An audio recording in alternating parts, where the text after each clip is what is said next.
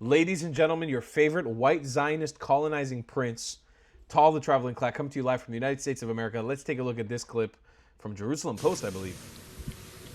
Well, thank you very much. I am a little bit concerned about the Europe bashing, I must say. There is the allegation that Europe is applying double standards, discriminating.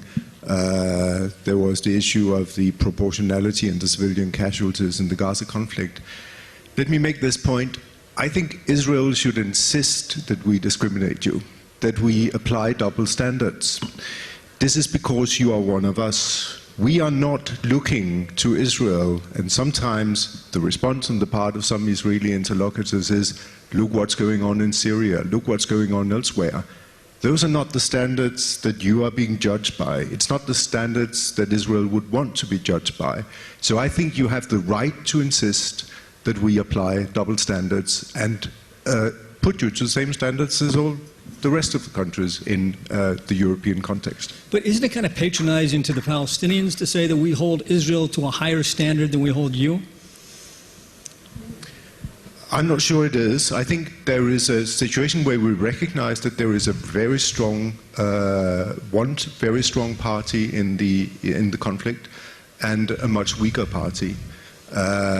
Man, whoever dropped this video in my box to react to knew how to trigger Tal. Let me tell you something. I'm fuming.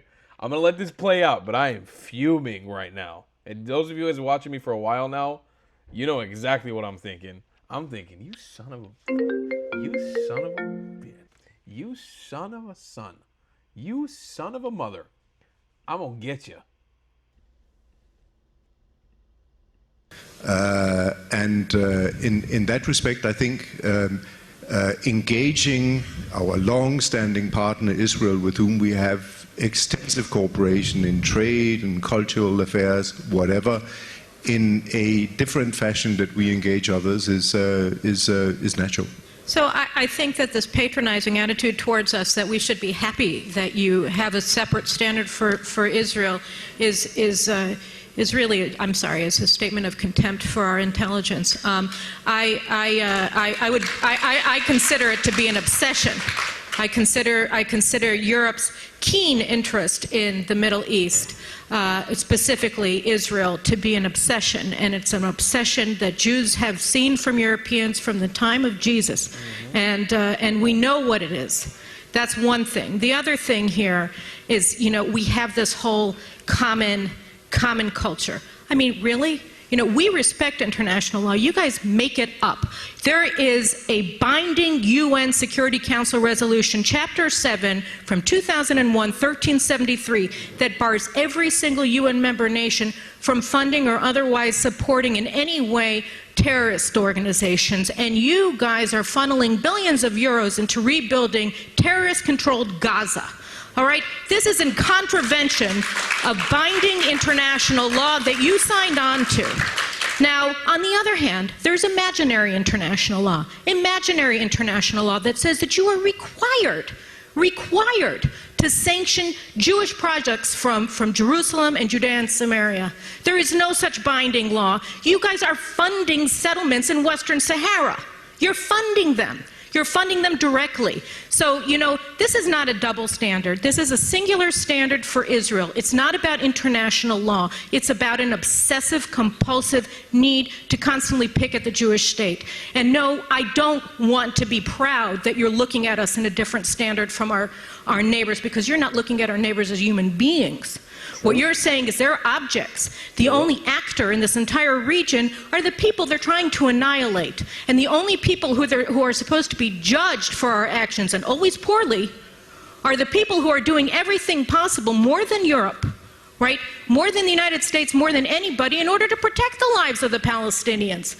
So with all due respect, and I would love it if I could have more respect for Europe, but your treatment of Israel, your singular standard, your obsessive, compulsive need to constantly pick at the Jewish state, right, makes it very, very difficult very, very difficult to worry if you made a helpful statement saying, oh, you know, Gaza should be demilitarized. The only way, and you know this, the only way that Gaza will be demilitarized is if Israel reoccupies Gaza. That's the only way. The only military organization here that is not a terrorist organization and is not a terrorist supporting organization is the IDF. And for that, we are calumnied, we are condemned, we are investigated, we are put on trial every single day. Our soldiers are condemned by you. Our soldiers come in and are being called murderers for protecting our families, and I'm sorry, you know, it's very hard for me to feel any respect for this kind of behavior. I think your point is clear. I'd like to give the European ambassadors a chance to respond to that. Ambassador Var, Ambassador. I believe that was Caroline Glick, and I believe that's the first time I've ever heard her speak. Ironically enough, I've heard of her, but I never heard her speak. The most simple answer, the racism of low expectations. The term has been coined a little while back. It's been popularized by an amazing activist, influencer, Elika Laban. The racism of low expectations is European, Western standard that all people in the Middle East, all these brown people in the Middle East are not capable of anything other than killing each other, passing us all with a same brush. But the Jews in Israel are European, Western, democratic, and so they have to be held to a different standard. Fuck you and fuck that. That's the biggest bullshit I've ever heard in my life. 70% of the state of Israel is made up of these nasty brown Mizrahi Jews. 70% of our nation is made up of Jews from Africa. What, are we not capable of greatness? Guess what, motherfucker? We are. We are. We're capable of much greatness, and so are all of our Arab neighbors. They choose to feed into a shitty ideology. I will say this over and over and over again. They choose day in, day out to feed into supremacy, to feed into racism. Every Arab who's listening to this show, wake the fuck up. The Europeans are not your friends. They're not our friends. We're in this shit together. This is our fight together against the Europeans. They colonized our region. They put us in the mess we're in right now. Not to say that everything was peaches and sunshine before, because it was not.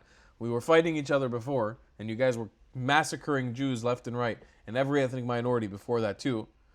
But the current framework of where we're in right now, and the reason we can't solve it, is precisely because of these Europeans. And it has nothing to do with us. We're the solution, not them.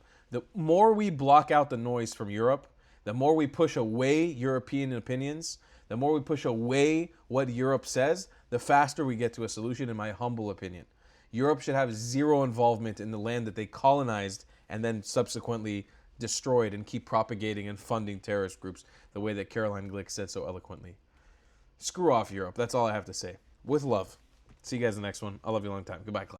If you believe in my content and want to support me, just know your help is needed. There's a bunch of great ways to support me, being PayPal, Buy Me a Coffee, or joining my Patreon community down below. Patreon is the best way to support my channel, and you'll get a bunch of cool perks depending on what tier you join. Another great way to support me is by buying my merchandise on thetravelingclat.com. I regularly drop new merch designs like this beautiful hat, or this amazing shirt, where you can support the channel and get something cool for yourself. I also have an amazing Discord community with people from all over the world. Thank you so much for your support.